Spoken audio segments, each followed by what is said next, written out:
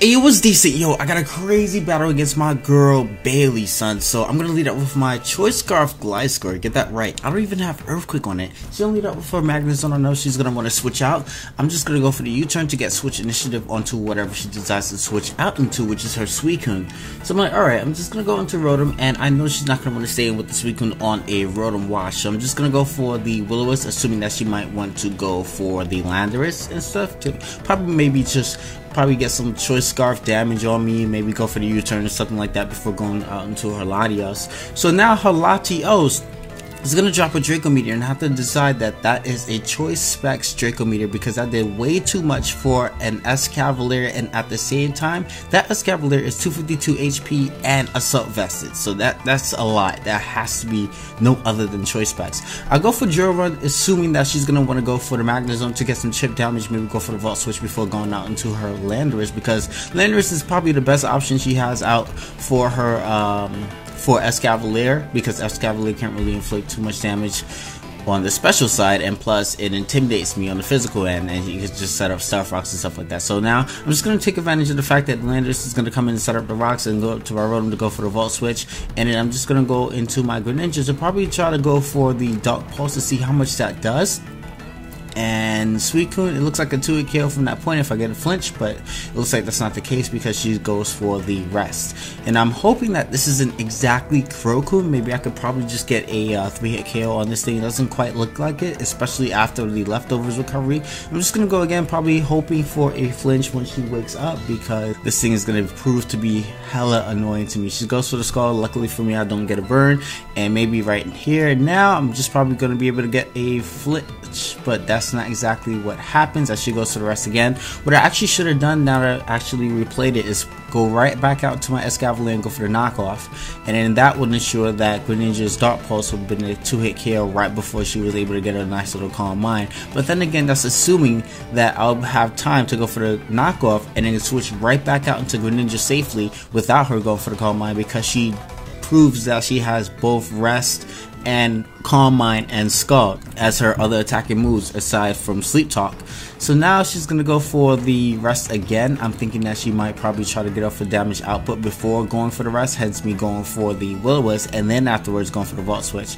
And now she gets a rest, and I'm just gonna be able to freely go for the Volt Switch, and I'm like, you know what, I have nothing for a Suicune. This is a team which I just like bought things that I like. I wasn't exactly prepared for like the most common threat. I just wanted to use things that don't really get overshadowed in OU for good reasons, you know. I mean, once again guys, innovation is very, very good, but at the same time it doesn't like always work in every case scenario. So sometimes don't expect to bring like Choice Scarf slacking like I do and expect to, you know, win games, you know, because there are Pokemon who do things better. So now she's gonna go for the knockoff, predicting me to switch out into my Rotom Wash. This is fine because I still need my I still need my Assault Vest for Escavalier and for Suicune, I feel like it.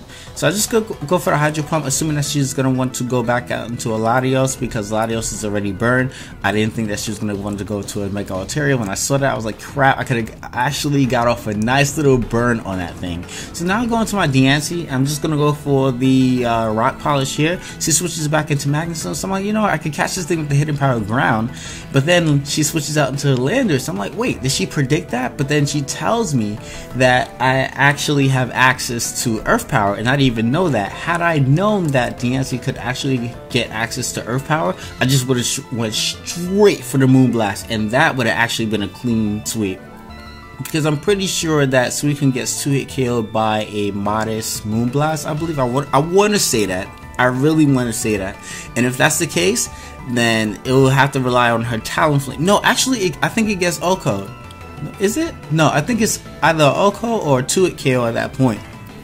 So either way, I would have been in a good scenario here. She wakes up and goes for the Calm Mind, and I'm like, you know what, crap, there's nothing I can really do. Probably go for the Mega Horn. I am Assault Vest, so I'm just going to be able to live that. She goes for the Scald, I live that, but unfortunately for me, I grabbed the burn, and I was aiming that I was playing the game, and I was like, oh my gosh, now you get a burn? But I could actually make light of this moment, because I know she's going to want to go for the rest, as my burn is going to dissipate my Escavalier the next turn. So I decided to go for the knockoff to at least destroy her leftovers before I go. I'm gonna go into my Pyroar, which is like my second to last Pokemon here.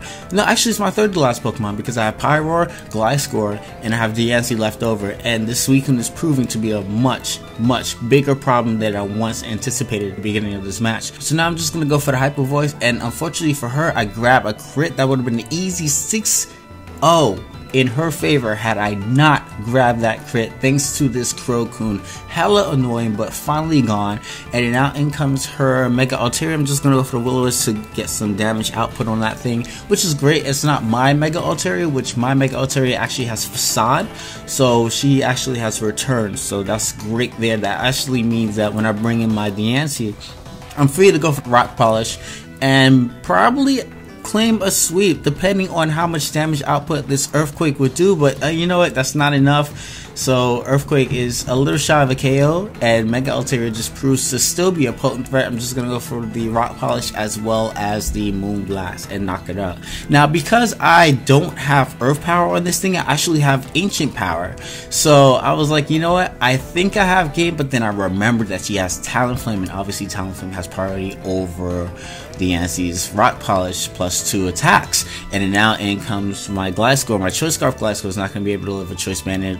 Brave Bird coming from that, and that is going to be the game. So I definitely have a lot of fun. Viewers, if you guys enjoy this video, please drop a like. If you guys want to see more content like this in the future, please subscribe to me. It's awesome. I appreciate it. Thank you very much. Peace. What you doing?